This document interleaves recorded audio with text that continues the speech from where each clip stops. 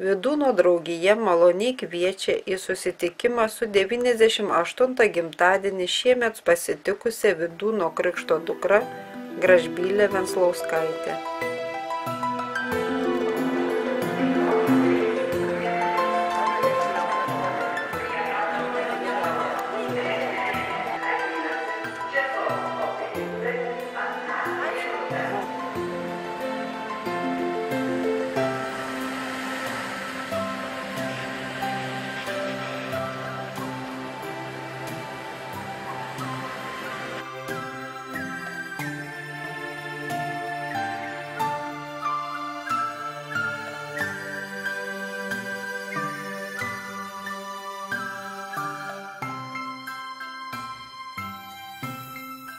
Kai mes pažįstame nuo kada, nuo 68 metų, tai tų metų rudenį čia buvo pastatytas šitam kieme nesalė Vydūno dramos veikalas Pasaulio gaisras.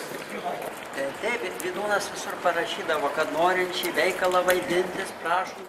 Pirmas Lietuvos kardinolas Jurgis Radvila ir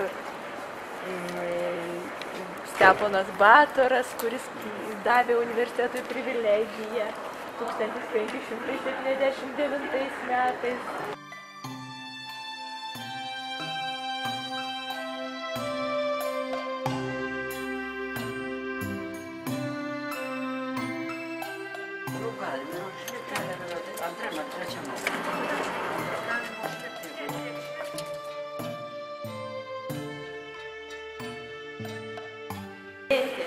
Čia yra pirmos padovanotos bibliotekai knygos Georgijaus Albinijaus vyskupos Vilniaus. Prasidėjo biblioteka. Nuo to prasidėjo, nuo tų knygų. Jos buvo padovanotos jėzuitams, o jėzuitai įsteigė kolegiją. Ir tokie pirmi. Iš kolegijos universitetas išsirito, jo. Čia karalių dovanotos knygos bibliotekai. Karalių Friedricho Vilhelmo ir Prūsijos karaliaus. Pirmoji lietuviška, čia įrišta su kažko kitu. Taip, čia įrišta. Čia iš tikrųjų ne originalas, jeigu teisybę pasakyti. Originalą tik labai retai ištraukiam. Bet visiškai tokia pat yra ta knyga. Ir pirma knyga Vilniuje išleista. Pranciškaus Skorinos spaustuvėje. Taip. Lietuvos istorijai. Taip. Čia yra medicinos atlasas iš 16, 17 pačios pradžios vieni metai. Ir kaip jie juda, dabar tokių atlasų nėra, kad būtų figūros judančios su pasirėmusios. O čia yra knygrišybos pavyzdžiai, kaip būdavo įrišamos knygos.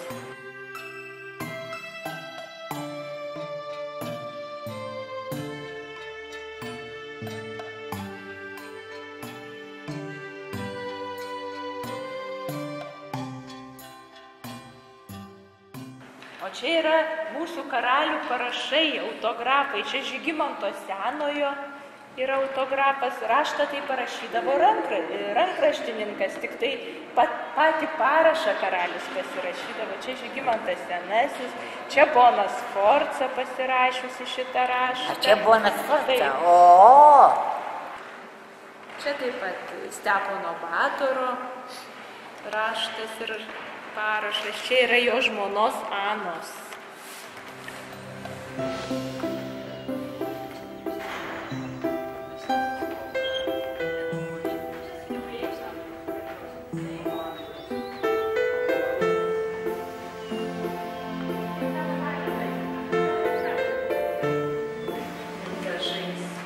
Ir čia yra dabar atminimui Lelevelį.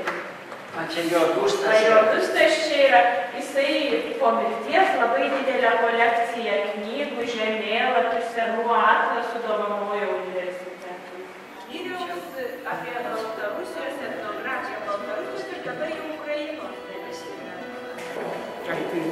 O kažkada čia buvo bendra valstybė Lietuvos didžioji kunigaikštystė. Bet čia jau truputį vėlesnis tas laikotarpis.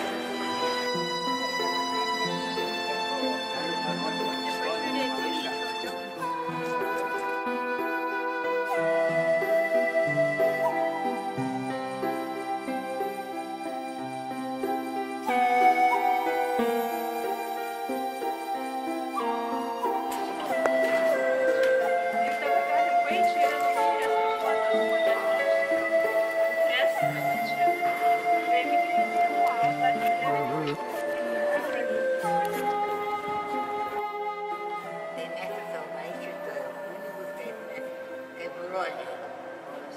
Ir Jonui yra pamenukas, visokių Jonų yra labai daug. Jo, ir čia visos statulos beveik Jonai. Čia iš viso jų 16 ir 12 Jonų.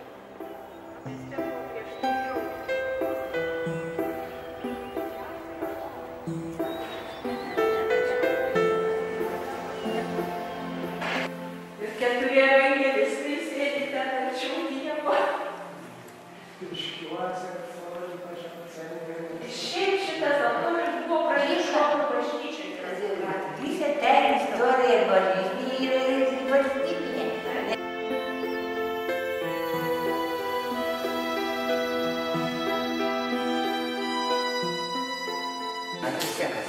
Čia ir profesoriai universiteto, Domeika Čiliai labai garsus, kalnakasys ir universitetą įsteigęs Lietuvos lotynų kalba. Ir mes nežinom, kaip jis atrodė, tai dailininkas va taip nupiešė. O kitoj pusėje taip pat nupiešė tą Stanevičių. Pasislėpusi. Nes Rektorius buvo. Jisai parašė pirmąjį istoriją. Buvo kurį laiką rektorius. Bet jis čia dirbo 10 metų. Ir kai aš studijavau, tai kaip ir dirbo čia. Ir čia yra lietuvių mitologija, tautosaka, papročiai.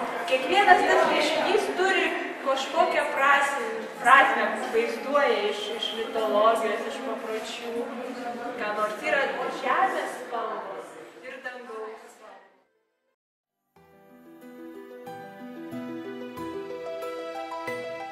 Apžiūrėję Vilniaus universitetą pasukome link signatarų namų. Čia 1918 m. vasario 16 d. buvo pasirašytas Lietuvos nepriklausomybės aktas. Dokumentas, skelbiantis, kad Lietuvos taryba atskiria Lietuvą nuo visų valstybinių ryšių, kada nors buvusių su kitomis tautomis.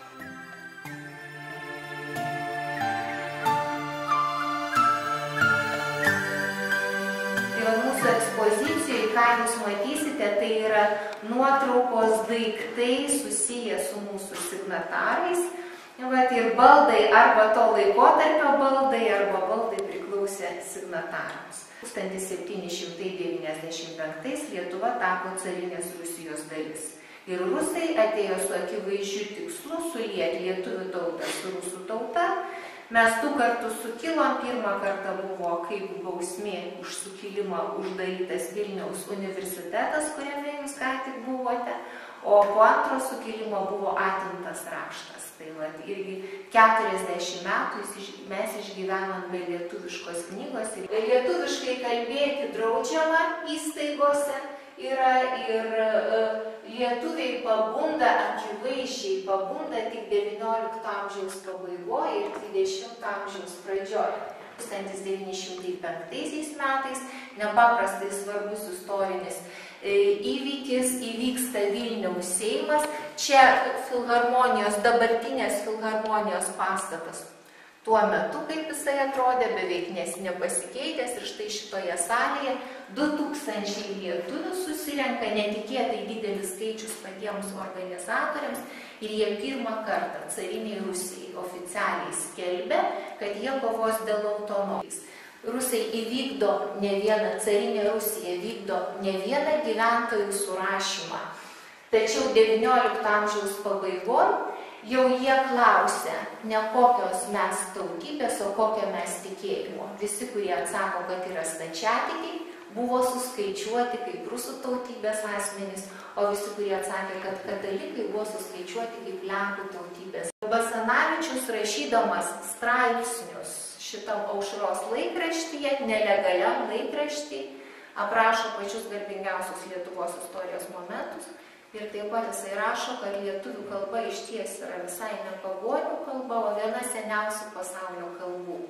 Labai artima sanskritui. Iš tikrųjų, 20 amžiaus pradžioj carinė Rusija pasidaro mums geresnė nes pati turi labai daug problemų namuose, jį pralaimi karą su japonais, atsiranda pas juos socialistai ir žinoma, to spaudimo, kurį jie vykdė, jau tokio aršaus nebegali daryti, o lietuviai inteligentai naudojasi progą. Vat ir tos visos revoliucinės idėjos vakarų Europoje, rytų Europoje, visa tai turi įtaką to meto situacijai. Tačiau 1914 metais prasideda pirmas pasaulinis karas, o 15 metais visa Lietuva jau buvo okupuota vokiečių. Vokiečiai ateina su labai atviru tikslu, kad jie germanizuos Lietuvą, Latviją ir Estiją ir sukurs valstybę tarp rytų ir vakarų, ir ta valstybė bus pavaldi Vokietijai. Jie atvirai apie tai kalba, rašo ir uždraudžia visus lietuviškus laikraščius, vokiečiai atėję, uždaro daug lietuvių draugijų, bet jie leidžia įkurti lietuvių draugiją nukentėjusiems nuo karo šelpti. Ir va šita labai svarbi, labai gausi lietuvių draugija Štralio name, šitas pastatas vadinama Štralio namu, nes priklausė labai žymiems to meto pirkliams Štraliams, lietuvių draugija išsinomavo 3 kambarių butą. Čia pirmas jų kambarių ir mes su jum jau apžiūrėjom tą nuotrauką, čia Lietuvių draugijos komitetas. Pagrindiniai asmenys, kurie dirba, ką jie daro, kadangi sudegė namai, badas, tai jie organizuoja prieglaudas, organizuoja valgyklas, taip pat finansiškai remia lietuvius ir teikia sėklos valstiečiams, kad jie galėtų apsėti savo laukus, nes viskas atimta, vokiečiai viską atiminėjo. Ir žinoma, po tą pačią priedangą dirba politinį ir kultūrinį darbą. O vokiečiai atėję, jie lietuvius tiesiog ignoruoja, galima sakyti, nes pirmas vokiečių generolo Pfeilio atsišaukimas, kurį jis išklijuoja ant Vilniaus miesto sienų, įžengęs į Vilnių, ir ten yra tokie sakiniai: Vilnius vienas gražiausių Lenkijos karūnos perlų. Arba ir baigė savo tą tekstą: telaimina Dievas Lenkus.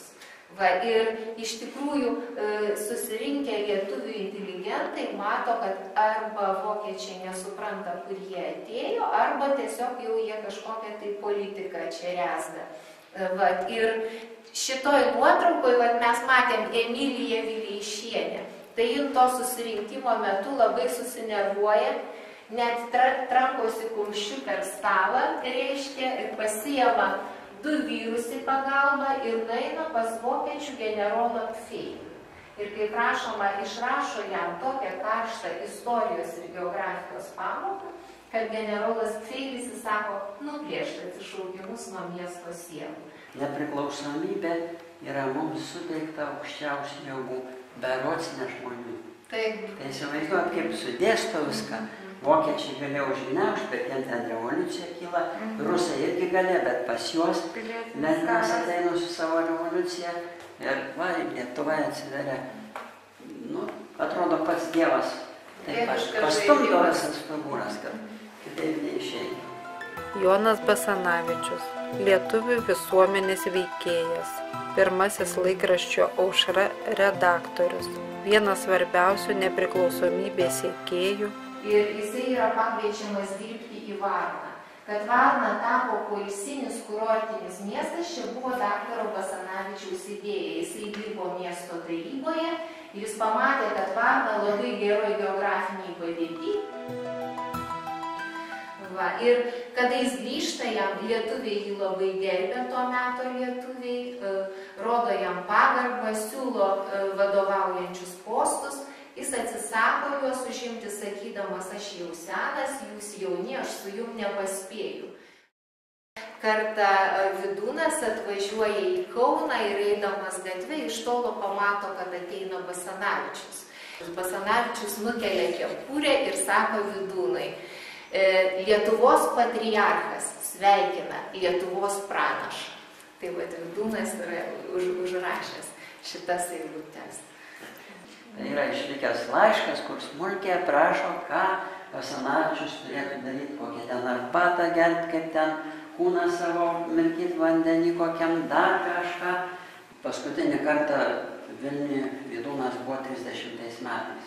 Basanavičius buvo jau miręs ir aplankė Basanavičiaus kapą.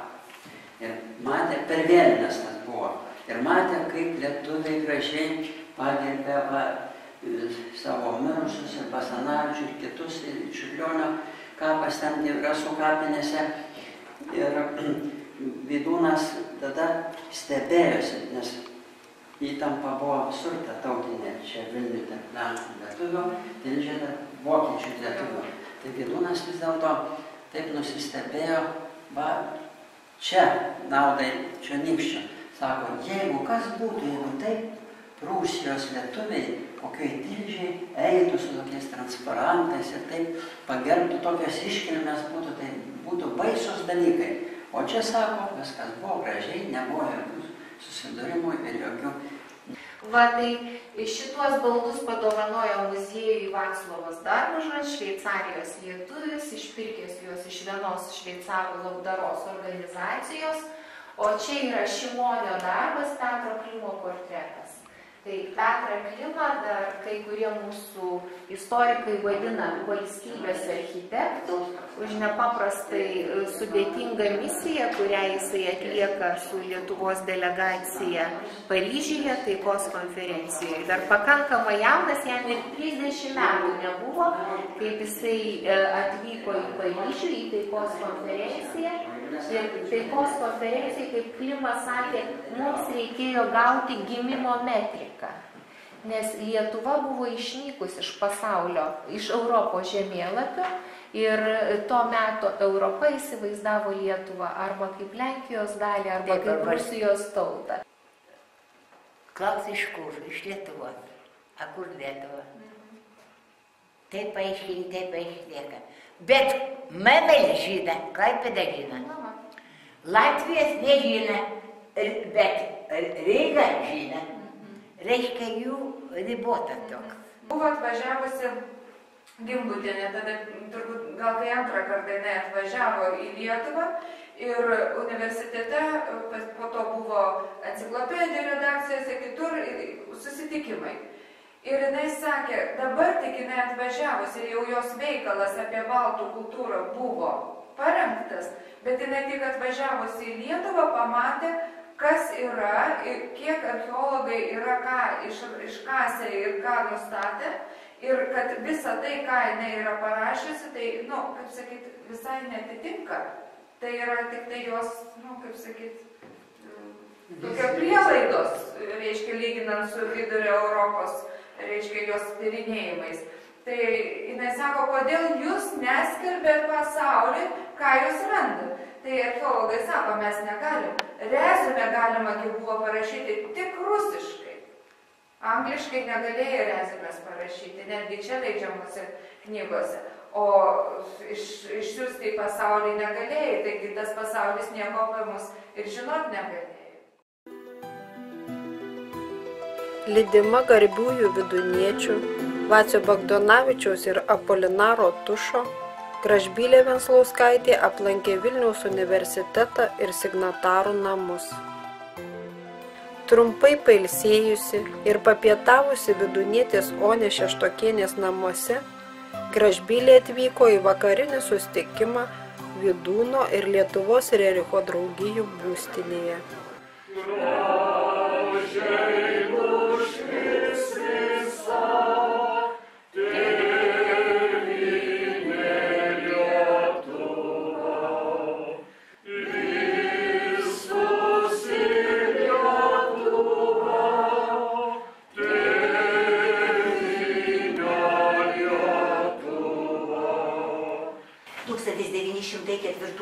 Spalio 31 dieną lietuviškas vakaras įvyko ir Šiauliuose, tuometiniuose liaudies namuose. Artistų būrelyje šiauliškiai pamatė ne tik jau gerai pažįstamą Stanislavą, bet ir jaunąjį jos vyrą, advokatą Kazimierą Venclauskį. Šiauliams tai buvo neeilinė diena. Pirmą kartą Lietuvoje viešas spektaklis. Apie 1908-uosius namai ant Pasados Ulyčios, kur įsikūrė jaunieji Venclauskiai, meno ir kultūros centras.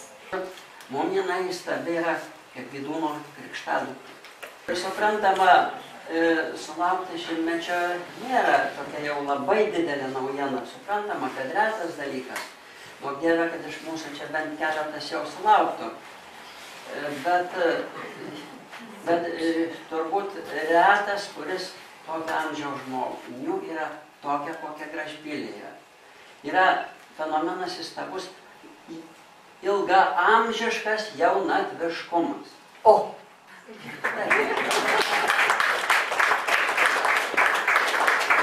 Šokoladas mane laiko. Tai yra geriausi vaistai. Ir aš pasakysiu, neklauskite apie dietą. Nenoriu meluoti, o jeigu pasakyčiau teisybę, tokį negerą būtų, medikai pasmerkė mane senai. Taip, kad apie dietą, apie tvarką, jokios tvarkos. Bet sportininkų buvau visą gyvenimą. Daug ir dabar, kiekvieną rytą vakarą sportuoju. Dabar aš papasakosiu biškį apie savo vaikystę. Vieną kartą buvau nepatenkinta. Tėvas gyvena šitoj pusėje, mama vaikai šitoj pusėje. Nebuvau nepatenkinta, nueinu pas tėvus, sakau, aš pas tave visai persikelsiu. Ką ten man, sakau, ten tie pasninkai, nepasninkai. Tėvas sako, bus nemalonu mamai, tavo mamai. Mano mamai? Kokiai mano mamai? Tai šitas, taigi tavo mama ir tavo mama. Mano mamai. Pirmą kartą girdžiu. Tai jis sako, ar tau mama nieko nepasakoja? A ką jums turėjo papasakoti?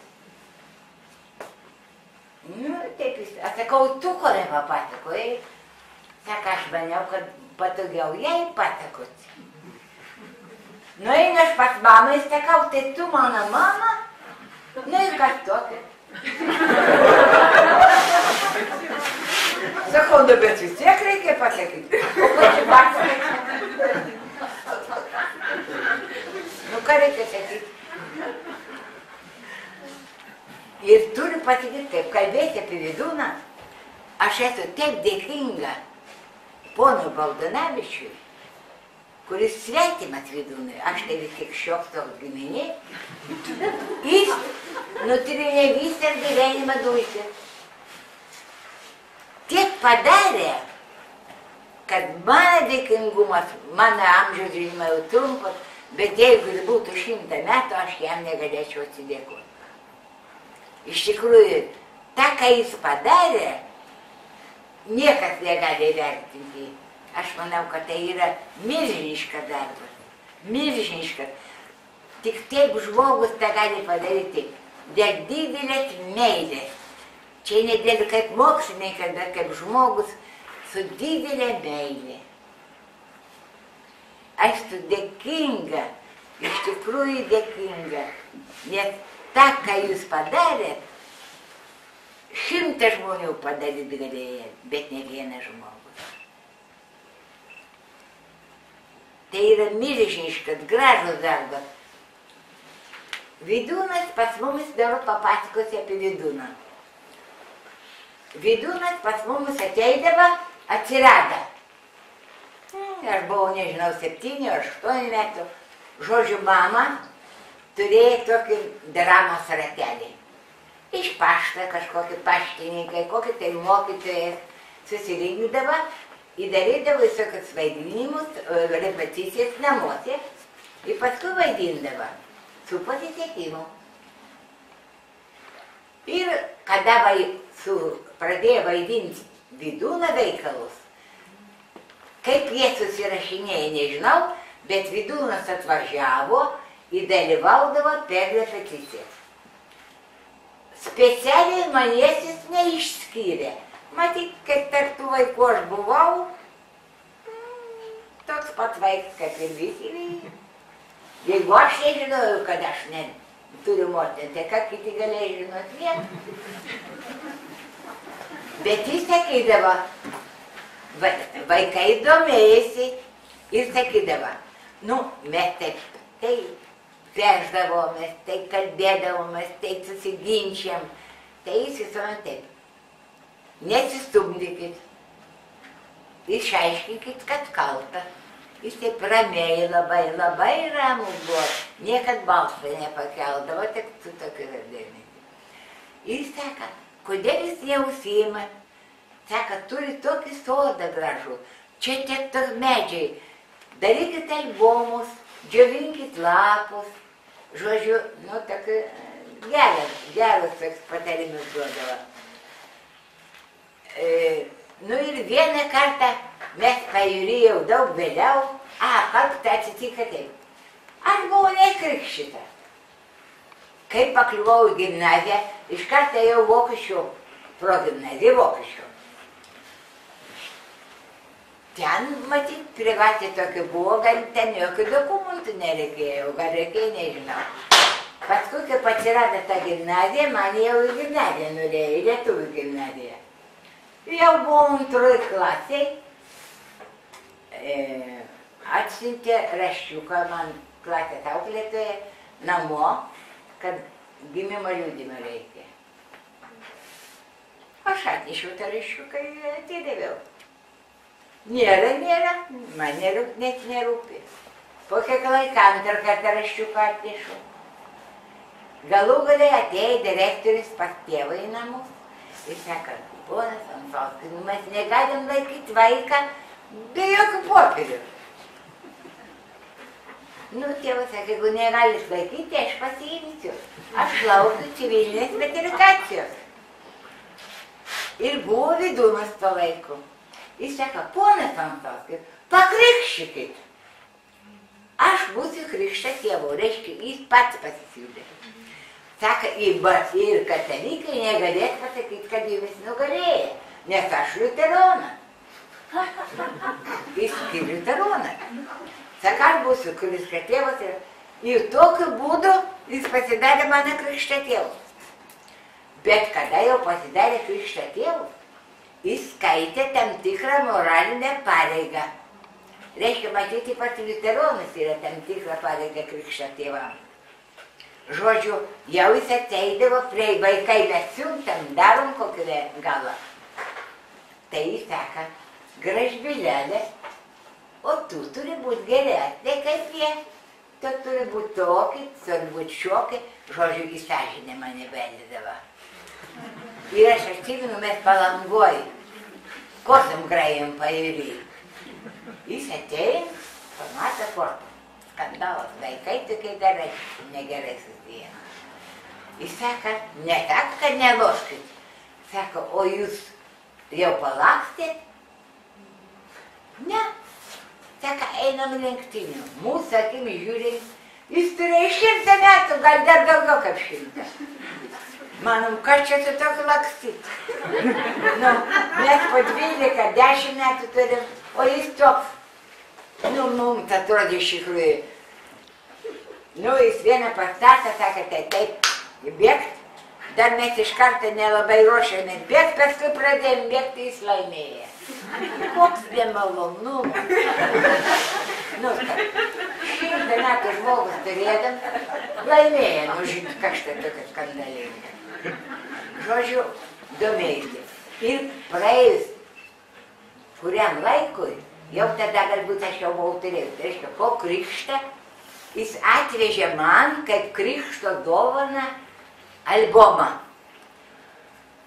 Su užrašu, kad man įteikė ir paaiškina kiekvieną fotografiją. Pirma fotografija buvo 2 mėnesiai jis turėjo ar 3. Tokie. Dar visai toks. Ir taip visas tas albumas. Žinoma, tai yra vertinga dalykas, bet man, nu, nieks taip nepasakė, kad tą ištomą iš manęs reikėjo paimti albumą. Nu, iš tikrųjų, nu, žinot, tokiam amžiui, dabar vaikai subręsta anksčiau. O anksčiau, tuo laiku, kaip aš buvau, 10-12 metų, mes dar tikri vaikai buvom. pešdavo mus, mušdavo mums jokie, nei šokiai, nei vakarėliai. O aš žinau, greta gyvena manė jau 10 metų, nei vakarėlis einčių. Ir pas mumis jis gyvendavo po savaitę, po 10 dienų. Kol mama su juo labai artimai bendravo. Bet aš to laiku tai vaikų buvau. Ir tol, kol mama tos jo vaikus vaidindavo, ir ne tik to, ir daug metų jis važinėdavo, pas mumis gyvendavo ir važinėdavo. Kada jis pas mumis būdavo, tai mes prie stalo valgydavom jau vegetariškai.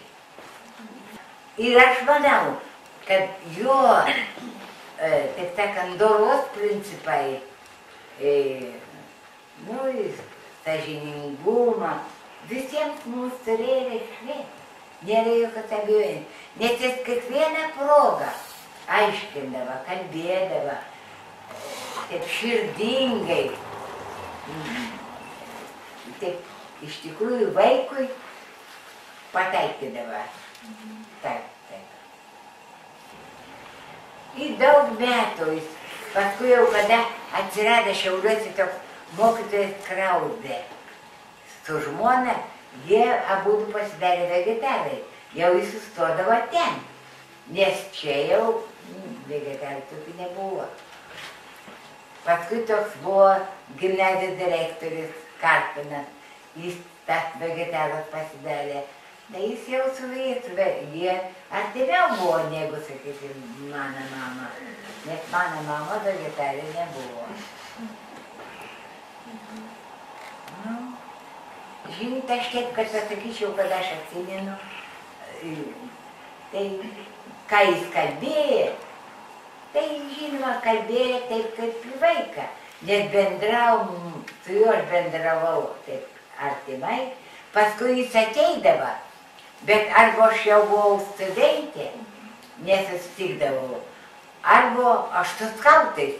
Žinot, aš buvau skautų ir viršininku buvau. Žinot, tavo albumą, tą fotografiją albumą aš praradau. Buvo toks mokytojas seminarijos, mokytojas Bergelis. Jis atėjo į seka. Jis be jokių ceremonijos mokytojas, aš mokinys, aš buvau 7 patį.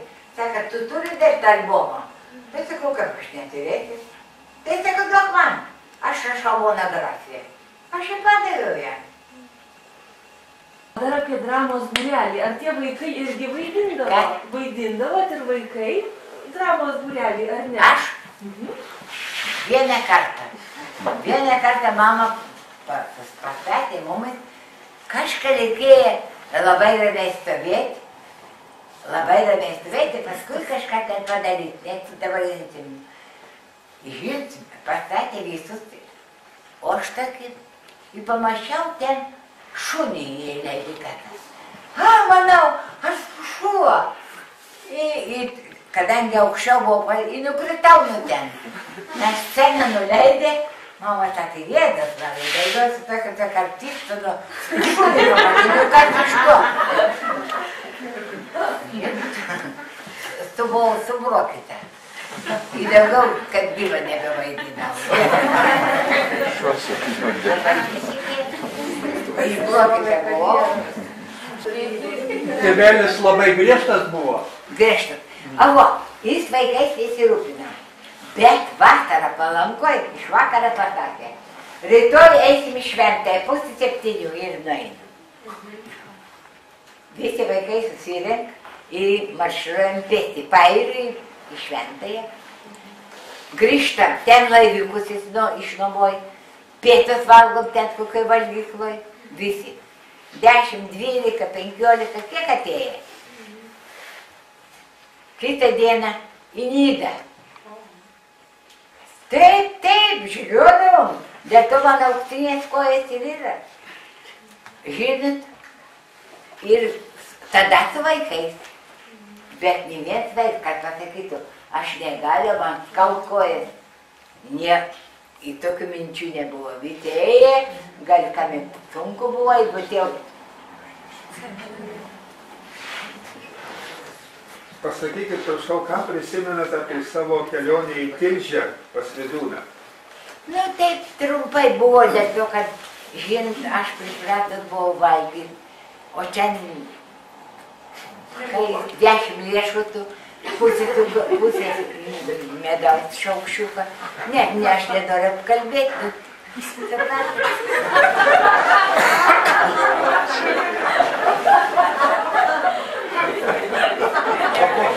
Kokia proga ten važiavot? Niekas turbūt progos, jis buvo atvažiavęs, jis pasiėmė mane. Aš nenoriu kalbėti. Nu čia, žinot, aš suprantu jį. Jam atrodo, jeigu jis tiek suvalgo, tai aš, nu...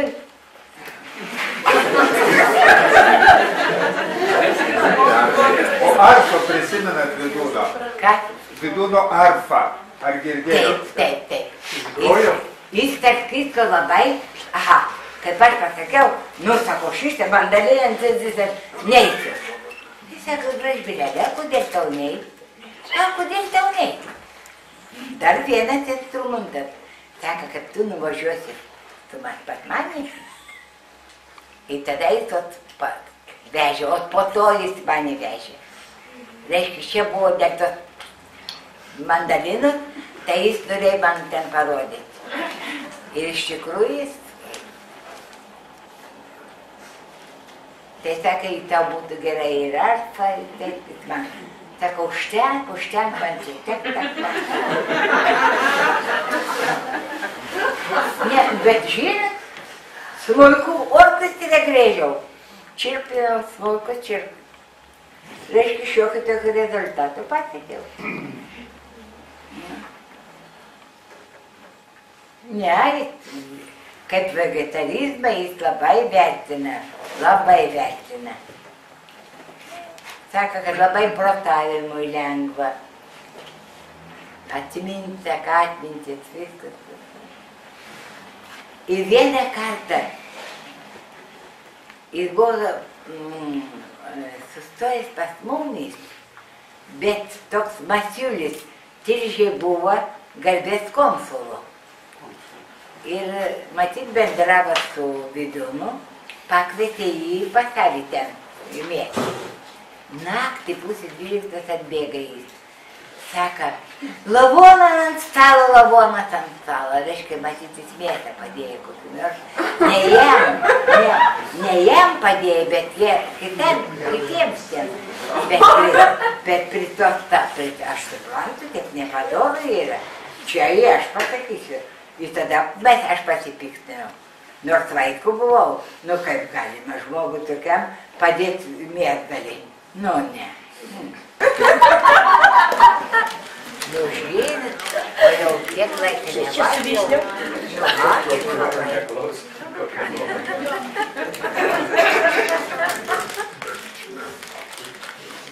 Nu malonus gyvenimas.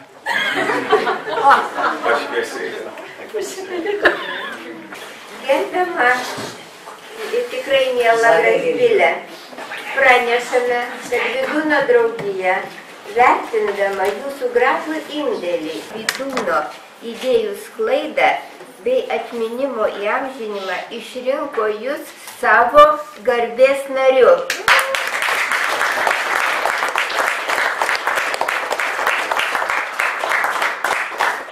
Nuoširdžiai jūs sveikiname, linkime vidūniškos dvasios giedros, geros sveikatos ir tikimės, kad ir toliau, kiek leis jūsų jėgos ir laikas, būsite mūsų bendražygė.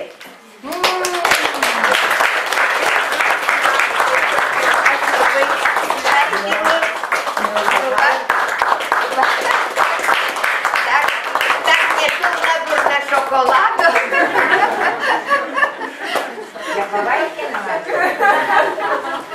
Taip, o aš, žinoma, kad nebūtų tai tik žodžiai, tai yra pažymėjimas, kuris kaip tik tai liudija. Ir įteikiam, o įteikdami taip pat laikom save jūs ne tik garbės, bet tikrąją narę, įteikiam ir ženklelį savo draugijos. Ačiū labai.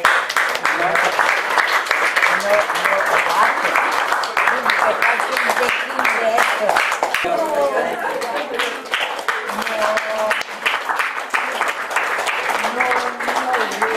Reliko draugijos vardu pasveikinti jūs, palinkėti jums geros sveikatos, nuostabios jaunystės toliau pratęsimo.